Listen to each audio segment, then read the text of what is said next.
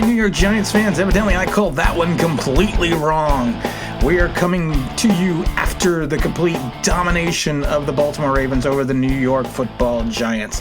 Yowza. That was it was a game of moments and it was a game of spurts, but it was a game that we were never really in, and it just amazes me that I put your faith in I really put my faith in the defense in this game because I thought the defense could handle the running game. I didn't think we were going to control Lamar Jackson, but I thought we could handle the running game, and boy, was I wrong about that one. How do you let them they had 100 yards rushing in the second quarter. I mean, come on. I mean, what happened to the defense? What happened to Dalvin Tomlinson, Dexter Lawrence, and our old buddy Leonard Williams? Where did they go? And I don't want to hear anyone telling me that Leonard Williams should get a big-time contract. Leonard Williams had, one tackle? He's disappeared the last 3 weeks when we needed him the most. I love it because I saw these things on Twitter like, we need to pay Leo the Lion. Leo the Lion just got himself tamed for the last 3 weeks. And that's, if you want $18-20 million, you need to step up in these games. Now, this does not all fall on Leonard Williams. Don't get me wrong, because this game was just a mess going, starting from the first quarter. It was just bad. Bad is not the word for it. Now, I didn't understand a couple things, and we got ourselves in the hole in the first half because of the fact that, again, we couldn't get off the field on third down. We scripted a bunch of plays for Daniel Jones for first reads. I have my notes here. He went to Slayton on a first read, then Evan Ingram. Then we had two false starts on Fleming and Zeiler, and then we punted. and those were two scripted first read options.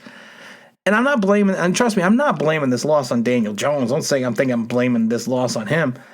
But you know what? The Baltimore Ravens defense showed zero respect, and rightfully so, to Daniel Jones or our receiving core.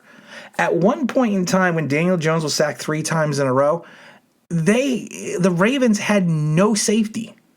No safety. They put everyone on the line and covered man on man and had no safety help whatsoever for a good portion of that third quarter. That is just a total disrespect, saying, you know what, I feel my 2 corners can cover anyone and I don't need to put a safety deep. And that was the thing. No safety help. There was no safety net. If the Giants checked down and hit something and someone broke free, they were going all the way. But Wink Martindale, rightfully so, says, I do not respect the New York Giants receiving core or Daniel Jones as their starting quarterback. Because I'm not seeing anything that makes me fear these guys. Now, the thing is, we get the score back. I mean, like I said, let's jump into the fourth quarter. We get the score. We come back. We have an opportunity, to do something. The defense gets off the field. It gets off the field on 3 downs and out. And then we do nothing again on offense. And again, I am not blaming Daniel Jones for this. I'm not blaming... I'm not blaming Jason Garrett. I'm not blaming Joe Judge, because the Baltimore Ravens just showed that they were a much better team than we are. And we kind of knew that, but I had a feeling that the Giants, and you know what the bad thing is? I was 9-1 picking games this year with the Giants. And now I'm 9-2. And the 2 games that I got wrong now are this game and the Dallas game. Because I had faith in Daniel Jones and the defense in that Dallas game, and I had faith in the defense here. I even said it was going to be a tough road for the offense, but I had faith that the defense could contain Gus Edwards and the rookie, what's his name, J.K. I can't remember his last names, but I had faith that they could contain that, and I had faith that if they limited the big play capabilities of Lamar Jackson to 1 or 2 plays, that we could keep the game close and then maybe squeak it out in the end. But when you can't get off the field, I mean, that first half was a horror to watch. I mean, and then when you see both James Bradbury and Logan Ryan make a mistake like they did in the end zone with that Dez Bryant play, that was a total miscommunication. And you left Dez Bryant wide open. That's when you knew the game was like, that's when you just knew the game was like, this game is just toast. I mean, it was a hard fought game by the Giants in the second half. I'll say it was a hard fought game by the Giants in the second half. But I'm not sitting there thinking to myself anymore, and like I said, you got to think of it this way. We need Washington and Philadelphia both to lose to continue the playoff train. Our playoff hopes can be over by 7:30, 8 o'clock tonight. But to have zero respect for the Giants receiving core and Daniel Jones, that was just bad. And like I said, it's rightfully so. I mean, we knew we had to upgrade our receiving core. We've known that. And we didn't really address it. And you know what? You can't address – the problem with the Giants is they had so many holes, they can't address every hole in the draft. Like, that's just the way it is. You really can't. But this team the offense needs to have a serious look exactly what's going on. I still don't think Daniel Jones is our quarterback.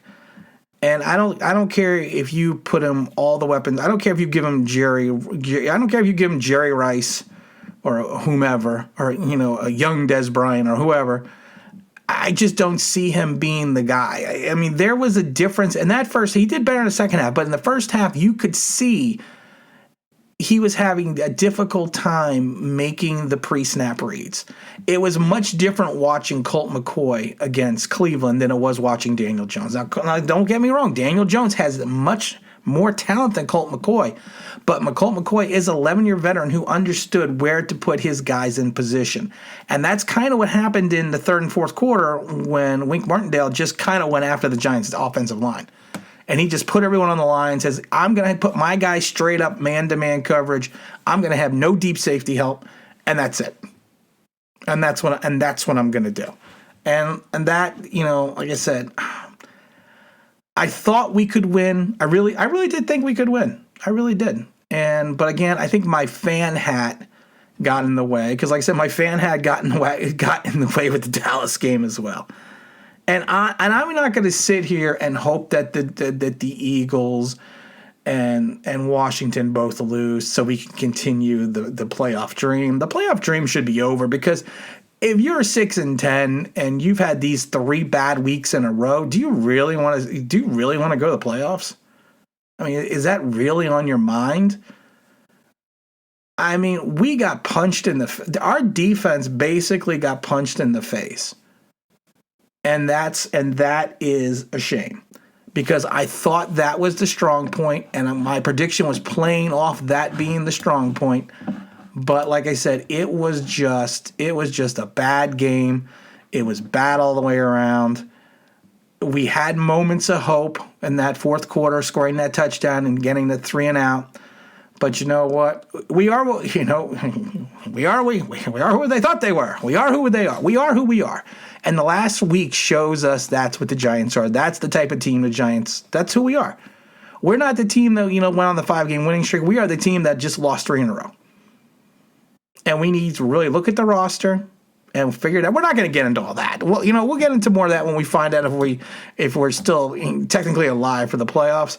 But like I said, 27-13, it was a bad game. It was a better second half. It was a terrible first half. I don't blame this on Daniel Jones. I don't blame this on Jason Garrett. I blame this squarely on the defense, and I blame this squarely on the defense. You can't let him have the ball for like 20-something minutes in the first half. I mean, that's just ridiculous. You got to find a way to stop the run. I mean, that's the thing. I mean, these guys carried the ball 15 times, 13 times, 11 times, 40 times for 249 yards for 6.2 yards to carry, 1 touchdown, and the longest run was 32 yards. They had a 32-yard run, a 20-yard run, and a 25-yard run. Yowza.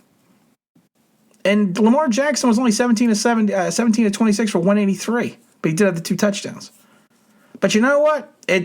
We got one more game left in the season. And again, this is Tim with Online Big Blue, bringing you the best on here at Giant Sports Talk and Entertainment. And as always, if you could like, if you can subscribe, if you ring that bell, you know what I mean? That'd be awesome.